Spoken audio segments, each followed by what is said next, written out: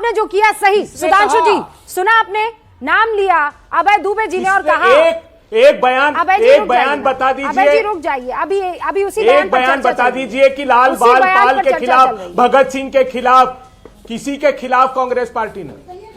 सुधांशु जी, हम एक बयान बताइए आजादी के दीवानों के खिलाफ। अभी हमने तो प्राणों अभय दुबे जी ने पूछा, आजादी के पहले भी और बाद भी। अभय दुबे जी ने पूछा, चलिए अभय दुबे जी ने पूछा तो मैं यही बता देता हूं। भगत सिंह, राजगुरु और सुखदेव को फांसी होती है 23 मार्च 1931 और 4 मार्च 1931 कांग्रेस पार्टी इरविन के साथ पैक्ट करती है। विनम्रता से कहता हूं उसमें महात्मा गांधी भी शामिल थे। 4 मार्च। ये मुर्गी फार्म बना के हर महीने 2 लाख कमाते हैं। हर दिन इसमें सिर्फ 1931 को इरविन के साथ पैक्ट। क्या कांग्रेस ने मुद्दा उठाया भगत सिंह की फांसी का? ना, उन्होंने कहा वो साहब तो बहुत बड़े हिंसा के समर्थक थे, इसलिए नहीं उठाया। बिल्कुल बताइए, कांग्रेस का कोई नेता कह गया भगत सिंह जी की शव यात्रा में? उनके घर पे गए? अब मैं आपको बात करता हूं, और आपने ऐसा पैक्ट किया इरविन के साथ कि 1931 के बाद से लेकर 1947 तक सिर्फ 42 का भारत छोड़ो आंदोलन छोड़ के, अभय जी एक आंदोलन बताइए जो कांग्रेस ने किया हो। चुनौती तो पूछ रहा हूं। 1931 टू 1947 और 42 में 2 महीने में आंदोलन समाप्त कर दिया गया। स्वतंत्रता का आंदोलन लड़ रहे थे। और मैं याद दिलाना चाहता हूं, आज 20 दिसंबर है। कल 19 दिसंबर को राम प्रसाद बिस्मिल और अशफाक उल्लाह खां को फांसी दी गई थी। उनका बलिदान दिवस था काकोरी केस में।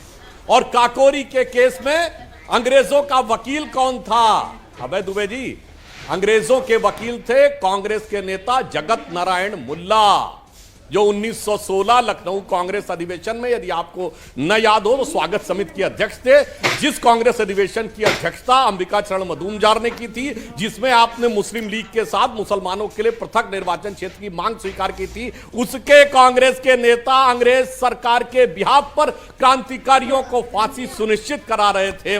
बहुत बढ़िया महान आंदोलन लड़ रहे थे। कांग्रेस का एक नेता बताइए जो अंग्रेजों की गोली से मारा गया, वो बड़ा नेता, अध्यक्ष स्तर का एक नेता जो फांसी चढ़ाओ, एक नेता जो कि काला पानी हुआ हो, और एक नेता लाला लाजपत राय जी को छोड़कर जिसको लाठियां भी पड़ी हो और वो गंभीर रूप से घायल हुआ हो। मगर आप ही आंदोलन लड़ रहे थे। अभी रूबिका जी ने बताया, न जनजातीय क्षेत्र के हमारे आदिवासी और वनवासी बंधुओं में सिद्धू कानू, बिरसा मुंडा जी से लेकर तिलका मांझी से लेकर इन सबका योगदान था। न क्रांतिकारियों में प्रफुल्ल चाकी, शचीन नाथ सान्याल, बाघा जतीन से लेकर बाकी सबके नाम बता दिए, उनका था। न नेताजी सुभाष चंद्र बोस की आजाद हिंद फौज के जितने भी बलिदानी थे, इन सब का अपमान करते यदि आप कहते हो स्वतंत्रता में सिर्फ आपका योगदान था और किसी का नहीं। और फिर मैं प्रश्न पूछता हूं, भाजपा बनी 80 में, जनसंघ बना 51 में, या आजादी से पहले का प्रश्न